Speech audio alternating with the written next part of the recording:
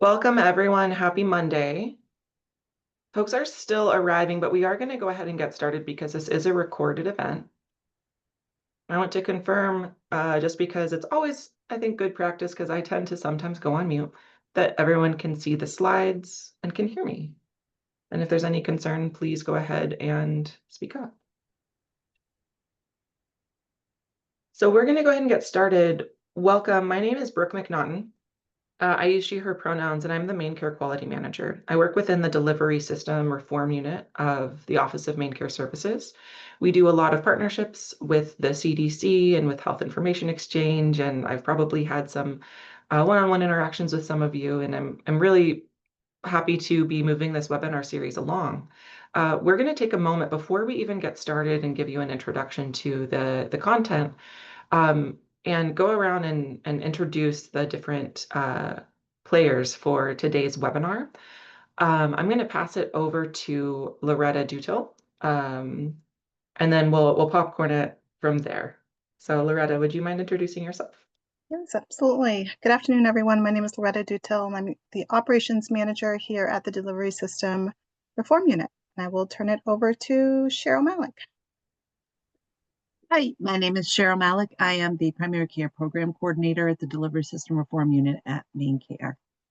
And do we want to pass it over to Gabrielle?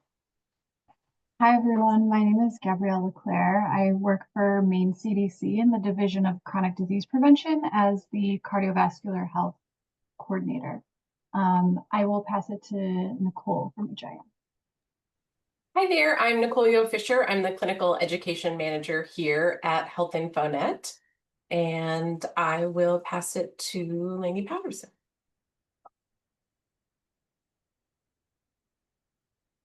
Hi everyone, I'm Lainey Patterson. I'm the Manager of Client Engagement here at Health InfoNet. Thank you for having us today. So I would love to have you folks introduce yourself. Unfortunately, we don't have a ton of time that we're working with. We want to make sure that you still have a little bit of lunch in your lunch hour. Oh, and it looks like we have Kim Alexander. Did we get a chance to have you introduce yourself? Can you go ahead and do a quick intro? Yes, absolutely. Thanks, Brooke. My name is Kim Alexander. I'm a registered nurse, and I'm the Chief of Clinical Operations for Community Care Partnership of Maine, which is an ACO. Thank you so much, Kim. So I would love to have everyone go ahead and give a brief introduction to yourself in the chat. So please go ahead and introduce yourself and what organization you're representing. And then I also want to make sure that you're familiar with like the rules of engagement. So for today, we are going to be using the chat for questions because we are moving through a lot of content. And then we do have someone monitoring the chat for questions, and they'll be able to bring it up when it's appropriate. But if there is something pressing, of course, we're all human, we all understand. Please go ahead and speak up if there is something that you really want to voice or have answered before we exit. All right. So I'm going to go ahead and turn it over to Loretta so we can get started. Wonderful. Thank you so much, Brooke. So here's the agenda that we will be going through today. I will be providing just a very brief overview of Primary Care Plus and the quality webinars. Representatives from CDC will be discussing the importance of high blood pressure, and we will also be sharing a success story from a practice who shares their knowledge implementing processes to improve high blood pressure in their practice. And then finally, we will be discussing more about the measures themselves and hear about from our partners from Health InfoNet, and they will be providing a little bit information about overview and education training and resources that are available and could assist you in this measure. So just as a brief overview of PC Plus, PC Plus really does change the way Main Care pays for primary care. The goal of PC Plus is to incentivize the whole person approach to healthcare and connecting patients to the care that meets their needs, whether it's behavioral or physical health care supports that patients need. This model supports patient changes so that practices can better support patients and patient outcomes. As part of this model, there are performance measures that we report out to practices quarterly, to Primary Care Plus practices quarterly. One of our performance measures is controlling high blood pressure, which is what we will be focusing on today. Next slide, please. So PC Plus has no more than 10 quality measures. These are posted on our website, and there's a link there. And we will, just so you know, we will be sending out the PowerPoint and the recording of this webinar out to this group sometime after the meeting. So look for that.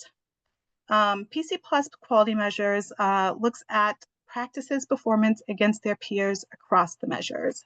So based on how practices perform on the measure, they will receive a performance-based adjustment.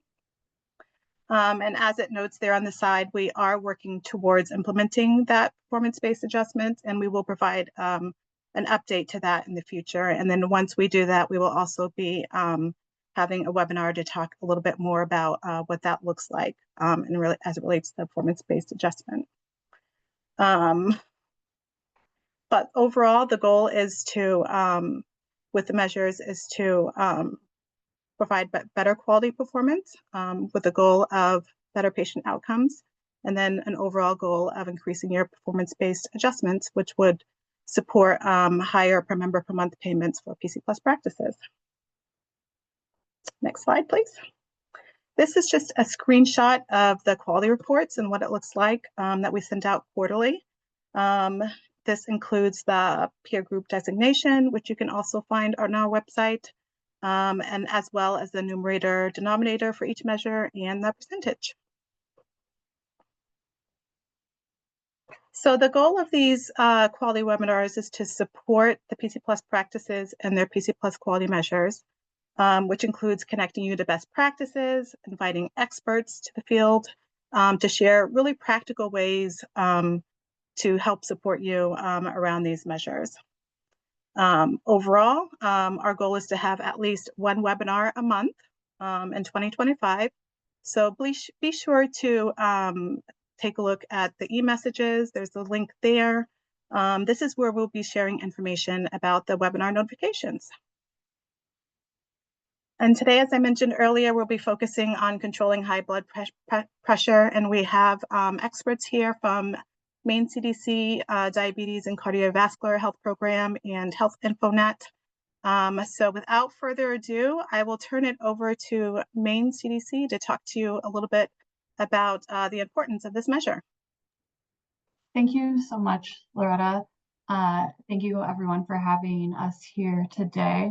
So I'm going to talk a little bit about the prevalence of cardiovascular disease in Maine, cost and burden, and go on to show some evidence-based studies about why this is important. Slide, please.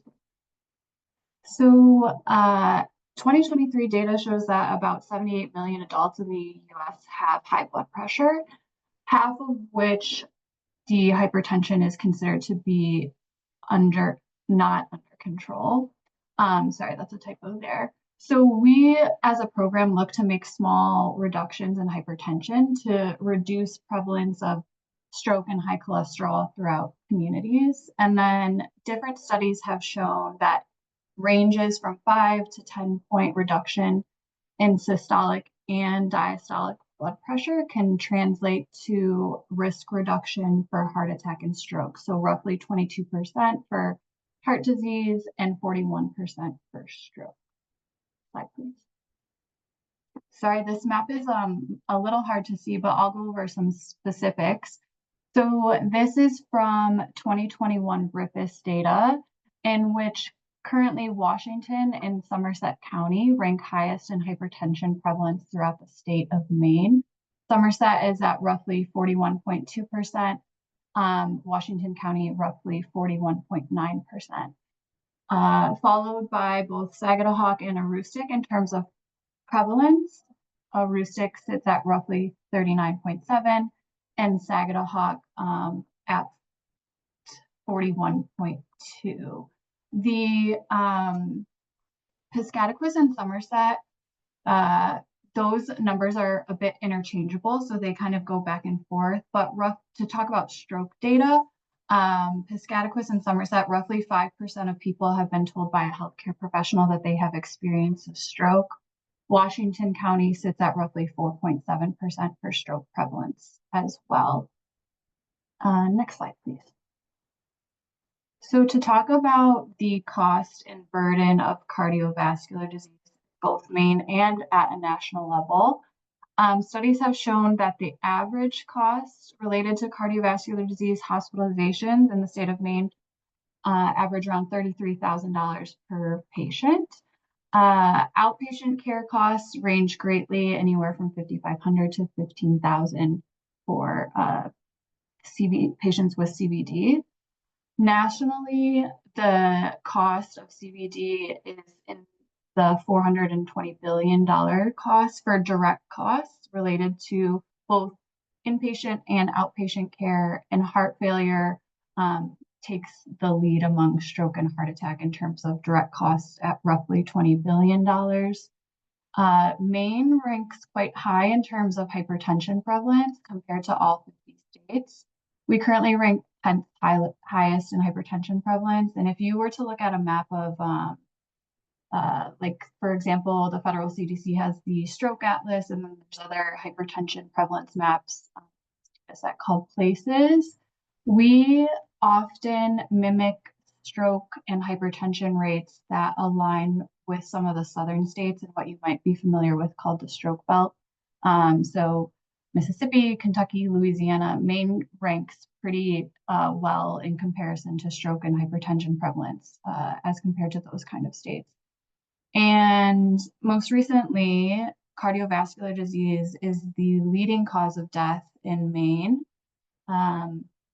As of 2021, it was the second leading cause. 2023 data shows, sorry, not cause of death. 2023 data shows that it is now the first, with cancer ranking second, close behind. Next slide, please. So to talk about some of the benefits of hypertension control, we're really looking at wanting to reduce stroke and any type of stroke reoccurrence, and then any type of MI and MI reoccurrence. So there are improved patient outcomes. So many studies have shown that a controlled hypertension rate, so those at roughly 120/80, have shown to reduce stroke risk by 32%, and then stroke reoccurrence by 22%. There's been some meta-analysis done by JAMA, and they were looking at, again, the controlled measure of 120/80 compared to the standard control of 140/90. And if we aim for that 120/80 measure, it's an additional 22% of reduce in risk compared to that 140/90 number. Other kind of therapies that go along with that, so including medication adherence and any type of anti-hypertension therapy, when paired with hypertension control practices, there was an increased reduction in stroke risk up to 32%. And then effective hypertension control, so again, different types of therapies, including medication adherence, can reduce the risk of a heart attack by a range of 15 to 25%. Next slide, please. So to talk about some of the clinical quality benefits, aka why do we want to have hypertension control, there are a myriad of conditions that this could prevent. So we're looking to decrease patients' risk of heart attack, stroke, heart failure, and ultimately death. Effective control reduces the likelihood of developing other types of related issues like memory loss, dementia, or kidney disease. In terms of the clinical quality benefits, we're looking for improved patient outcomes, streamlined workflows, opportunities for early intervention, so kind of focused on primary prevention rather than tertiary if possible. We're looking for data-driven improvement. So what can we do in EHR and HIT to kind of track these things and show success? And then also looking for provider and clinic accountability. Next slide. So to talk about our program specifically, What we do here at the Maine CDC cardiovascular program is we are a federally funded program that comes from the national. The cooperative agreement we work under is that CDC RFA 230004, in which we are assigned 3 strategies. Strategy 1 being related to EHR, HIT, clinical quality control. Strategy 2 related to team-based care, clinical quality control, and opportunities to enhance team-based care. And strategy 3 related to what we call community clinical linkages. So a bit of a focus on CHW and SDOH work, along with SMBP, which is the self-measured blood pressure. Some things we do as a program that we assist with in the clinic and the locations that we partner with. There's a program called PRISM, which allows for remote patient monitoring for hypertension control. We're looking to partner with the Maine CHWI initiative, the Maine CHWI program to pilot a Heart Healthy Ambassador program, which is a 16-week lifestyle change program. We also work with clinics to implement PDSAs for clinical quality improvement, which Kim and team from CCPM will talk about in a little bit.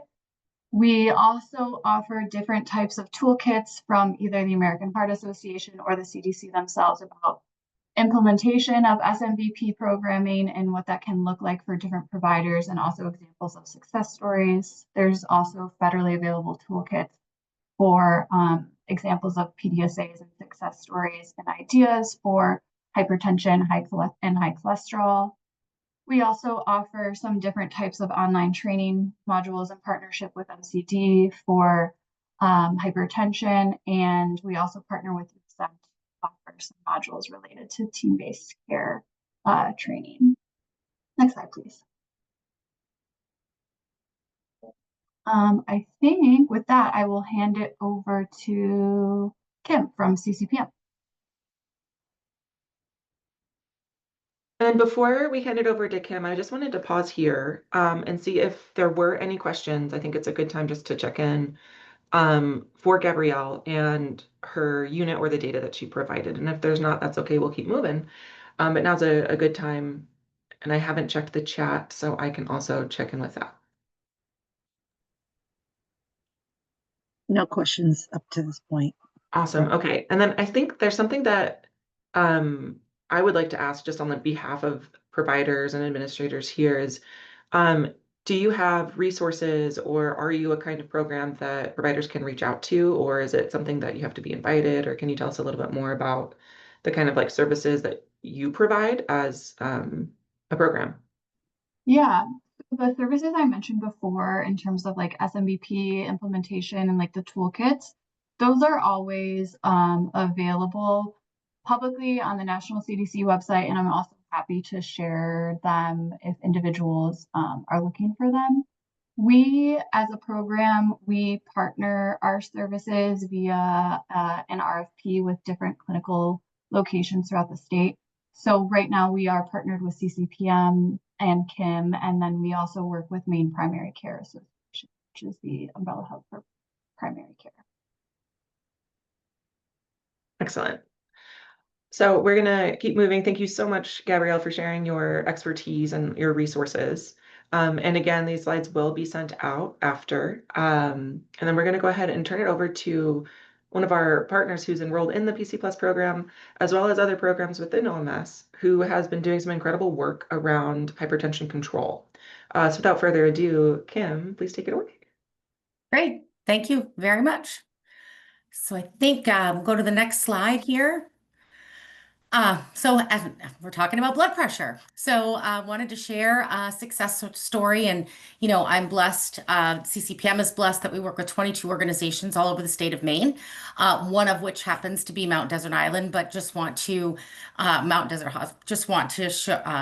give a shout out to all the other organizations. I know some of which are on this call today that are also doing some incredible work. And Brooke only gave me 5 minutes, so I can't talk about everybody's great work. So we're going to talk about MDI first.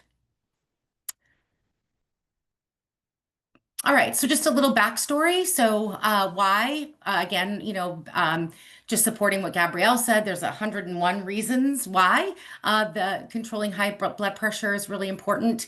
But specifically to outside of the clinical space, MDI and their commitment to high quality care.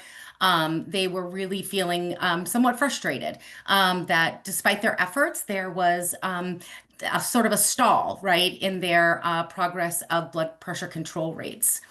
So one of the things, that we sometimes I think are a little bit dismissive of when we're talking about quality initiatives is starting at the basics, right? Like let's go back to the beginning and sort of map out where we're seeing opportunity. Are our policies and procedures up to date? Do we have them documented? Do we have protocols documented? And looking at workflows. And so through that work with MDI, in partnership with MDI, we were able to identify several different opportunities that we thought together would move the needle, so to speak, in getting better blood pressure control rates. So in partnership with CCPM, like many of the ways in which we interface with our organizations, we created a project charter. And project charters, if you haven't worked with them, you're probably more familiar with PDSAs and things of that nature, KPIs, which are very critical and super important. A project charter is more of like a high-level overview of what you're trying to accomplish.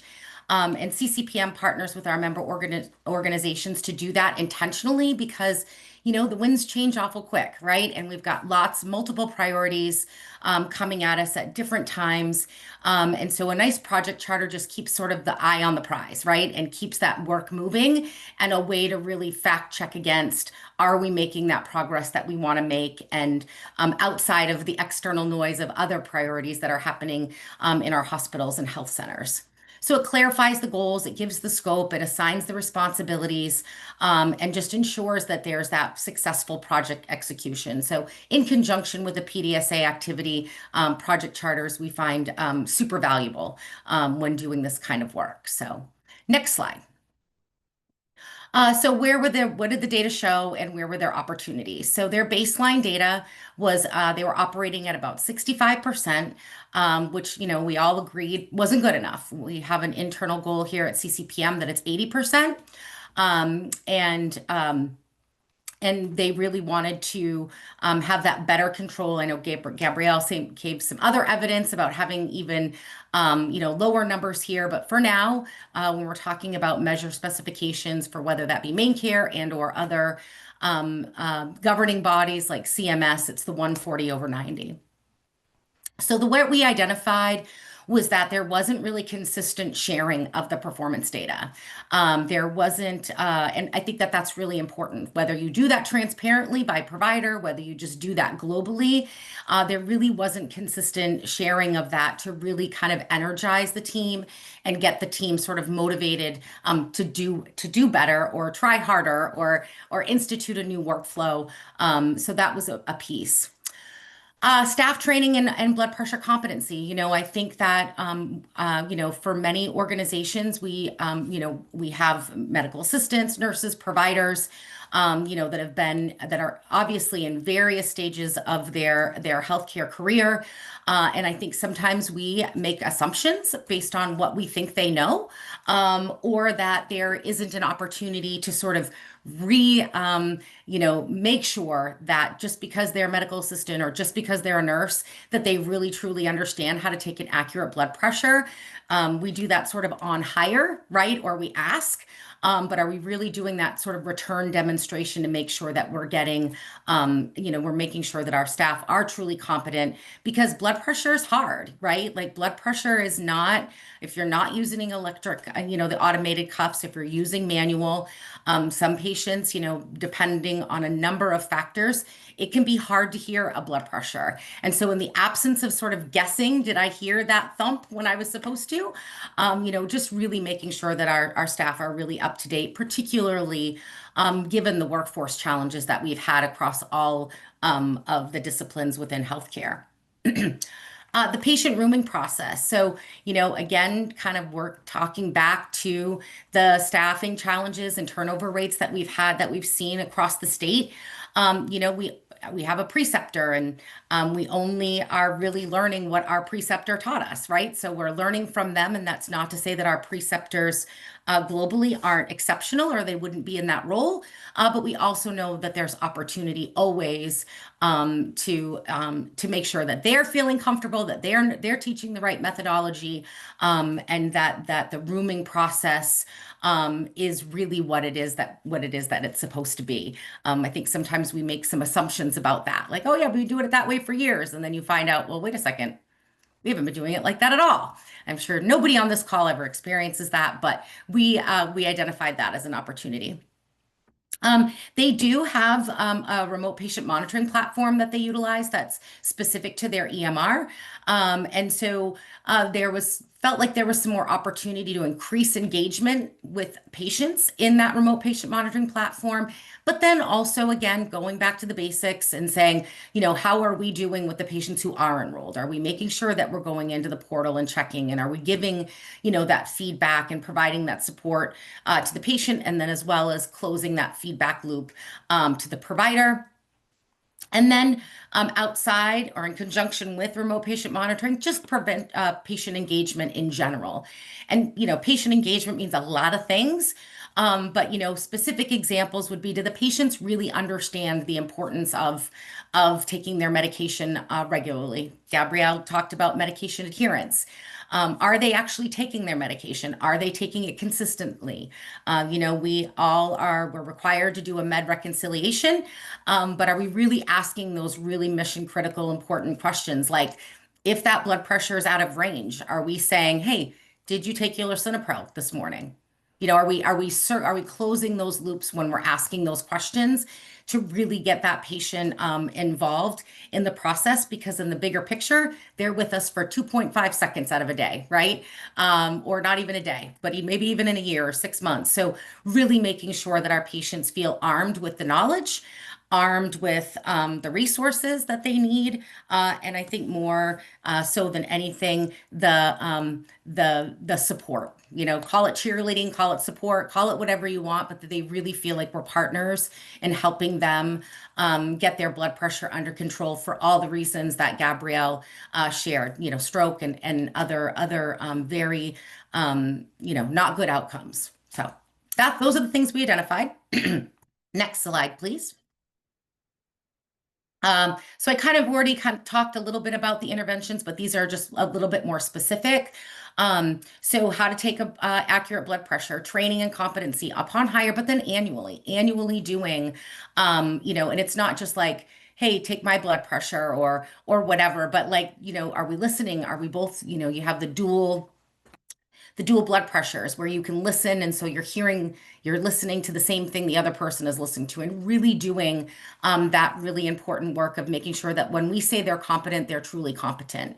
I don't know how many times, I see in, my experience personally, or when I've been working with member organizations, we don't use the right size cuff, right? We're in a rush. And the only cuff I have is okay, but it's not really the right size for the patient, whether it's too small or too big. Do our staff really have what they need to be successful and understand the implications of, not taking those 2 seconds to go get that bigger or smaller cuff can have on patient outcomes. Implementation of the standardized rooming checklist. So again, just making sure we're doing the right things in the room. I mean, I don't know about all of you, but and sometimes, when you're schlepping in the middle of the Maine winters and you just weighed me and now you've plopped me down in a chair and now you're taking my blood pressure, probably not the most ideal circumstances. Really, we want that resting blood pressure, not after I've just gone through the sort of intake process, and I don't know about anybody else, but scales make my blood pressure go up. So making sure that we're being very mindful about how we're taking that blood pressure, when we're taking that blood pressure, and then also taking that second blood pressure. Again, if it's hardwired that you have to take it right when they walk in the room, fine. But if they're elevated, really making sure you do that, whether it's you or the provider when they come into the room, to do that second blood pressure, because we do see that pretty consistently, that after given some time and relaxation, so to speak, and both feet on the floor and all the things that there can be a significant change. And we certainly wouldn't want to, increase a patient's medication unnecessarily. I mean, there's just some big stakes at play when we're talking about blood pressure that I don't always think that we do a great job at remembering or showcasing to our teams. Consistent phone calls to the patients that use the RPM. Again, remember, making sure that if they're on RPM, there's a reason for that, and making sure that we're fact checking against that and really supporting our patients. Assigning staff to ensure patients who no-showed for a blood pressure appointment. So, if it was just supposed to be a blood pressure check, maybe not something with the provider, are we always circling back with those patients? I think most of us have good protocols when people no-show or cancel for a scheduled visit with the provider, but are we always really looking at those patients that were just supposed to come in, or not just supposed to, but that we were expecting to come in for a blood pressure check? Are we looking at our reports? Are we looking at our reports? Are we really understanding who our patients are, what the population is, who are the patients that are still battling with their blood pressure, that are diagnosed with hypertension, and using that data to drive, process improvement, using that data to drive intervention, using like targeted outreach to patients or getting them enrolled in RPM or all of the other other things that may be beneficial for that patient. And then sharing that globally, right? Not just within the quality space, or maybe with the director of quality or quality manager or whoever it is that you have, but really that is shared globally, whether that's at a medical directors meeting, quality education sessions, just really to get the message out there, to identify those champions and get some really good energy around the work. Next. So final performance in a very short period of time. So again, those things, some might say, geez, those are pretty basic things. And again, I think that just highlights the importance of going back to the basics and not making assumptions about what may or may not be happening. But just in a matter of 1 quarter, MDI was able to achieve a 13% improvement in blood pressure control. Like in 1 quarter, that's 3 months of time. And we didn't see all the patients with hypertension that were out of control within that time, right? So that multi-pronged approach, it wasn't just about the patients in the office. It wasn't just about the patients that were using RPM. It wasn't just about the patients that were coming in for blood pressure checks. It was the total population. And so for me, 13% in a very short period of time is pretty impressive. And when they completed this phase one, so to speak, of the project, they went from that 65% to 78%.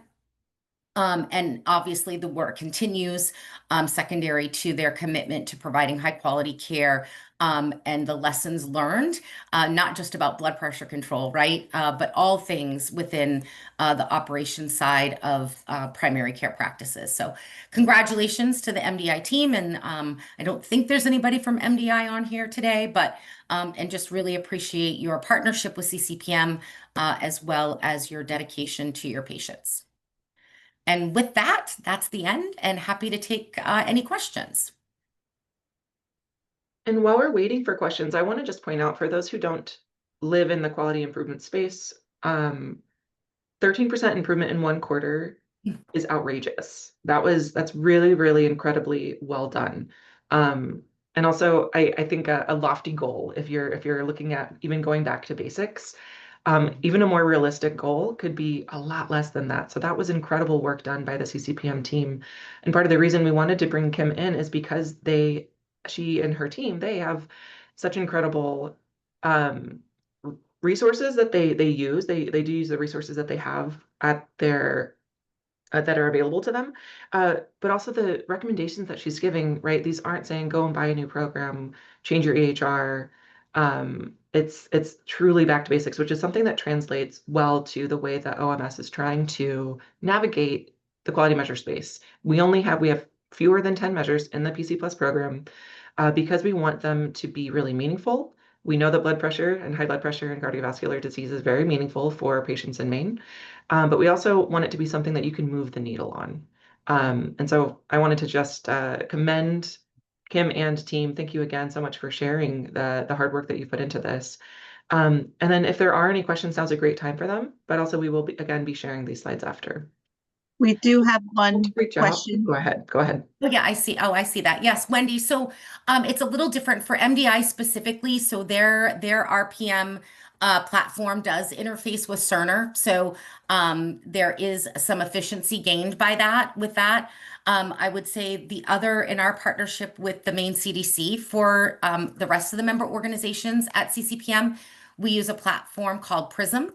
It's through health-centric advisors. It's not just for blood pressures. And I promise I don't have any financial benefit from sharing this. I just wanted to make sure that, and so we use that platform, unfortunately, for most EMRs. That is, you have to go outside of your own EMR, although they're doing a lot of work. And I believe, I want to say, oh gosh, I'm gonna get myself all turned around. I think Sue Bouchard's on this call, but it's one of our member organizations with Athena that they've just started to interface. It was either Eastport or Fish River, and I'm sorry I can't think of it right off the top of my head, but working towards having that more integration because it does make a huge difference when it's right there. Now, whether or not the thing about RPM, as we know, is it doesn't meet the measure as a patient-reported blood pressure. So if you're doing that Bluetooth connectivity and if the patient's using RPM, but they're just typing in their blood pressure, we can't use that. So there's some trick. It gets a little tricky because we don't want to put that in our EMR in a field that it could, would pull from a quality data perspective. Because it really shouldn't be counting if it's a self-reported, so to speak, from an RPM platform. Prism does have the ability to do it Bluetooth. Some of our patients are more savvy with technology and connectivity. So we can use those blood pressures, but not all because it can't be self-reported. I think there's another question here. Oh, that might just be for the larger group. Are there any education engagement campaigns that have been particularly successful on lowering blood pressure in Maine or nationally? I know RPM for me, I think RPM, again, is one that, we still do it, right? Our patients bring in 35 blood pressures on the back of their electricity bill and over the course of a week. So I think RPM from an efficiency standpoint and also the perspective of being able to intervene more rapidly, right? If there is intervention required, and I don't mean like call 911 intervention, but hey, we started a new medication. Is that medication effective? Is it working? Do we need to tweak it? Do we need to do something else? So I know RPM has been a big one nationally, hence why we're able to, bill for that. It's a little bit tricky with the billing for it, but you can. That's one I know about. I don't know if the CDC or Maine Care has any other things to add, but that's probably the most hot off the press sort of one from an intervention perspective that I'm aware of. I think that's a great question. And I think, Gabrielle, I would want to defer to Sure. maybe your expertise here. And I know that you mentioned some of I can't remember the acronym. I could scroll back in the slides. But you mentioned some of there's 3 tiers of intervention. And so there are resources available, but I think it sounds like the question is what's tried and true? Like if you're going to attempt something, where do you start? Do you think that's a fair interpretation of the question? I'm not sure who asked it. In terms of how, what I know that has been successful either nationally and in Maine. So nationally, the CDC does a lot of marketing materials for different types of interventions that people try to enter everyday life. So can you park a little farther at the grocery store? I'm sorry to interrupt, Gabrielle. You're cutting out really badly on my end. Is that happening for anyone else, or is that just me? Oh, okay. Yeah, you're cutting out. I'm not sure. Let me turn my camera. If I turn my camera off, sometimes that might be helpful. just to recap really quick, the CDC does a national campaign for marketing and tips and tricks that patients can try to add to their everyday life. The American Heart Association also has a lot of great education materials. Internally, we're doing something called a learning collaborative, in which we're working with a variety of stakeholders throughout the state to kind of identify education resources that can be provided to patients when they're either experiencing hypertension or have a new diagnosis of hypertension. And then we are, as a program, going to pilot the Heart Healthy Ambassador program, which has shown success at a community level, specifically in when partnering with YMCAs. So we are going to try to bring that to the clinical level, working with CHWs and hopefully a hospital in Maine. And that program has been shown to successfully reduce hypertension over the 16 weeks. And Brooke, there's another, I don't want to cut anybody off, but there is another question that I'm happy to respond to that I Please, go think for was it. directed towards me if there's time. I know I want to be mindful of the time we have left. Please do answer that question. Yeah, perfect. So a yes and no. So I think one of the biggest interventions really is, one first line of defense, don't do it right after you set them down, right? Like change that sort of that pattern, because we see in the data that there's some predictability in patients that run high, and I don't mean the white coat syndrome patients, but run high, just waiting a little bit. So that's kind of like a first strategy. But if you've waited, right, and then you need to take a second, using the same strategy, but again, making sure if able, use a different arm, give the patient a couple of minutes. All too often, sometimes we see, and again, I get it. It's not a judgment. It's just that we're tight for time in a primary care visit, right? They'll like take it off, read the blood pressure, and then they slap that cuff right back on that patient's same arm. To take a blood pressure. And we know that can obviously skew the results. I think manual versus automatic would be probably organizational preference. And the only reason I say that is because there are some organizations that have said we're only taking manuals. So they wouldn't necessarily go to an automated cuff. And then using the provider, I think, is a great resource. Again, if all the other boxes have been checked and I still have challenges, one of the things that MDI did, not specifically to this project, but I thought was kind of cool, is they laminated stop signs, right? So instead of having to rely on me finding the provider or, asking the patient to tell the provider to take it, if that's part of what that organization wants to do, they would pull out that stop sign and leave it on the desk for the provider to see within the exam room, wherever on the exam table or on their document, wherever the laptop is, whatever is made most sense, so that provider then knew, and it brought it to the forefront that this patient had an elevated blood pressure and they would like the provider to take it.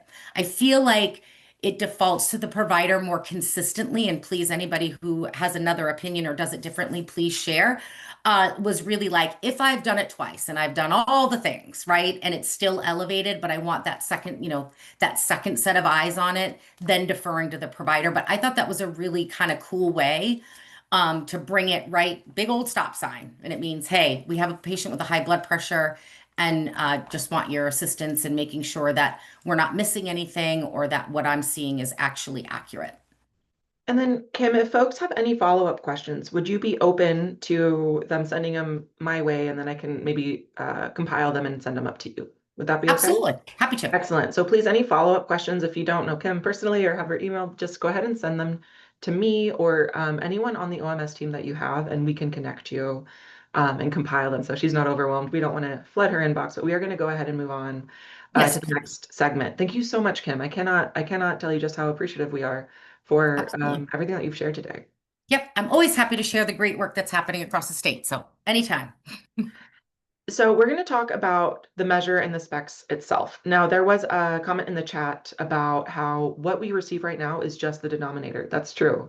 So part of this webinar is us being hopeful and looking toward the future, but also knowing that we currently cannot collect the numerator data. And so let's go into what the spec is, knowing that there is empty data when you receive your reports, but we're not always going to be that way.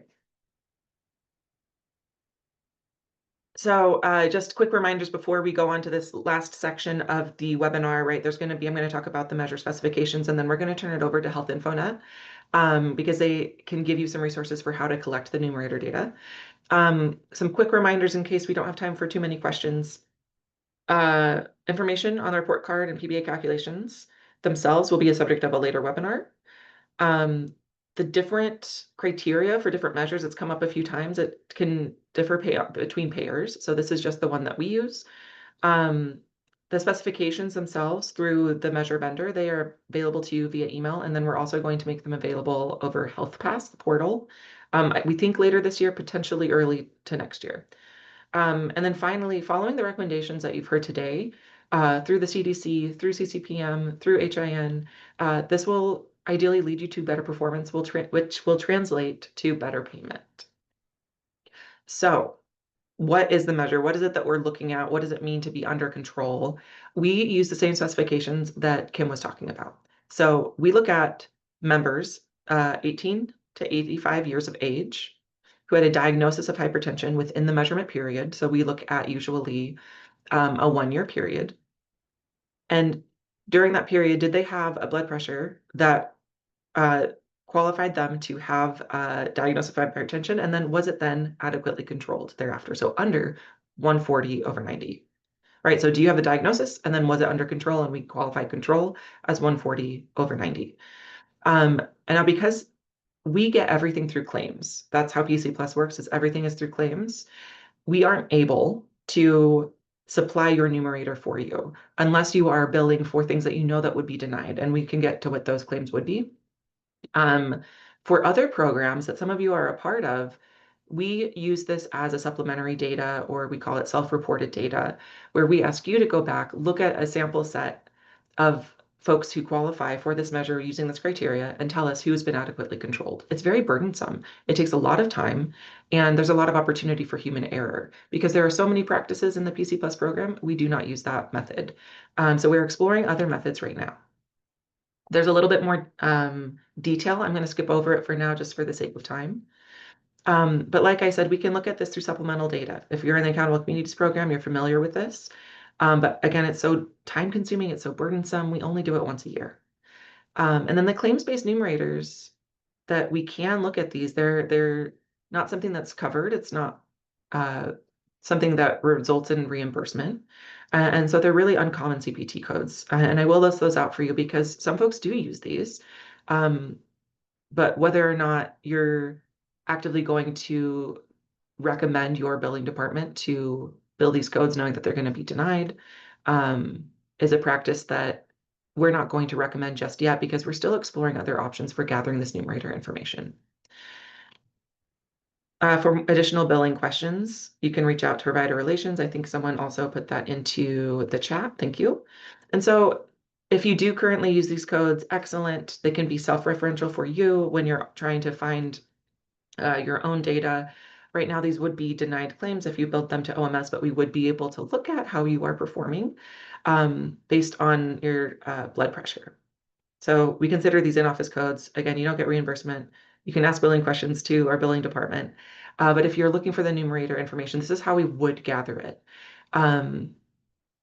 So we have a couple options as we're going forward for PC Plus on figuring out how are we going to gather this numerator information. And right now, a really straightforward way that we've been seeing that isn't what we're currently enforcing is something that would allow for us to have more data interoperability, which has come up previously in this webinar. And so we have an existing partnership with Maine Statewide Health Information Exchange. That's Health InfoNet, sometimes called HIN, sometimes called HIN. And this really could provide an avenue to explore a little bit more about data sharing. Something to know about HIN is that according to PC Plus policy, you do have to have maintain a data sharing agreement with HIN to be in the top 2 tiers of reimbursement. So for those who are on tier 1 of PC Plus, you don't have a HIN connection. So right now we're not requiring you to have this in connection in order to get your reimbursement for the controlling high blood pressure measure. But it is something that I do want folks to be aware of and to explore because it can provide an avenue for this information. And with that, I'm going to go ahead and turn it over for a quick overview. Nicole, so sorry for giving you such a short amount of time, but I would love to turn it over to you at this point to talk more about the services that you provide. Great, thank you so much. Okay, so I know that we're a little bit short on time, so I apologize if I talk fast, but as Brooke mentioned, we do have some tools within our system, which we call our clinical portal. And in the clinical portal, we have now incorporated our health analytics reporting platform, or HARP, in which we do have a dashboard for the ECQM measure for controlling hypertension. I'm going to go ahead and Would you like me to stop sharing so you can share? hopefully I bypassed that, Brooke. So hopefully Okay. you can see this. Yes. Okay, perfect. Okay, so I bypassed a few things. This is our demo portal here, so no PHI, but essentially within this dashboard, and prior to that, for those folks that are using HARP, there is a means that we obviously get patient attribution from folks that are using HARP. So it's our participants who are letting us know, yes, these are our, who we consider our patients, and these are the folks that we want to follow. Within that attribution hierarchy, folks can do lots of different things. You can look at your organization as a whole. If you have multiple sites, you can look at those multiple sites. If you want to drill down to a particular provider, you can also do that as well. Here within the performance measurement dashboard, kind of what has already been spoken a little bit about already, and what Brooke talked about, sort of that numerator and denominator. Basically, what this is showing is the denominator is that patients between 18 and 85, a measurement date, who've had a diagnosis of essential hypertension in the last 24 months of the measurement date. There are some exclusions: evidence of end-stage renal disease, dialysis or renal transplant, indication of frailty, diagnosis of advanced illness, and pregnancy.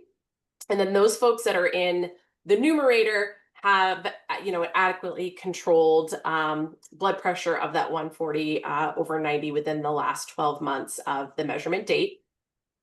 I know it says nulls here. Oh, look, I have a little example.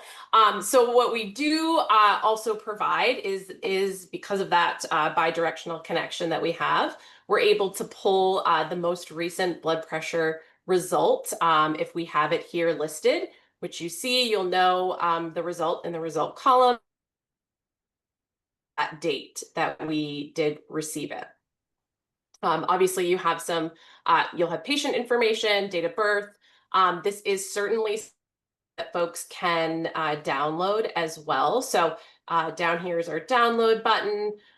Here you can actually put it into a CSV or anything like that, and however you want to manage it. But essentially, it is going to let you know those folks that are in the numerator, in the denominator, as well as the percent compliance as well. We do have another hypertension risk measure. So I know Lainey is going to share some links for you all. So we do have information in our user guides that not only talk about this dashboard, there are some FAQs in there. It will let you know. Obviously, again, folks need to, or where we're getting this data from are those participants that are sharing data within Health InfoNet. I think Lainey was also going to include our data coverage spreadsheet. So that is basically, this gets updated on a regular basis. Users can access this within the tool where you can see, yeah, these are the folks that are sharing this information into the Health Information Exchange. For time purposes, I'm not going to go to our risk profile section, but we do have a risk profile, risk for hypertension. And the way that works is you're not getting those exclusions that I mentioned before, but you are able to look at your patient population and see their risk of developing hypertension in the coming 12 months based upon the previous 12 months. And so again, Lainey's going to share some of that risk modeling information, as well as if you scroll down to our risk models, we do have a technical appendix that, again, provides you lots of different detail around to what's driving what's included in that risk, or how we're getting there, which is part of a machine learning tool that we use. But the neat thing about the risk profile is you can look at your patient population. You can see, are they at a low, moderate, high, very high risk, or do they have they been diagnosed with hypertension? So that's a P for present. And you can actually see where folks land in any of those risk categories. And then on top of that, we have added a 90-day change risk. So you're able to see in the last 90 days, has someone's risk increased, has it remained the same, or has it decreased? And it's a great sort of overall view of your patient population. And then from there, I sort of call it an aggregate view, and that's in the risk profile section here. But if you go to risk detail, you can actually get who those patients are. So let's say you want to start working with patients who are at a moderate risk because you want to prevent them from being diagnosed with hypertension. You can get those lists of patients that are in that category. And with that, I will take a pause again. I apologize. It was really brief, but I'll stop sharing because I know there are just a couple of one more different slide, Brooke, that I wanted to show folks very end here. Then while you're pulling that up, Melissa asked, how can we access HARP if we don't have it?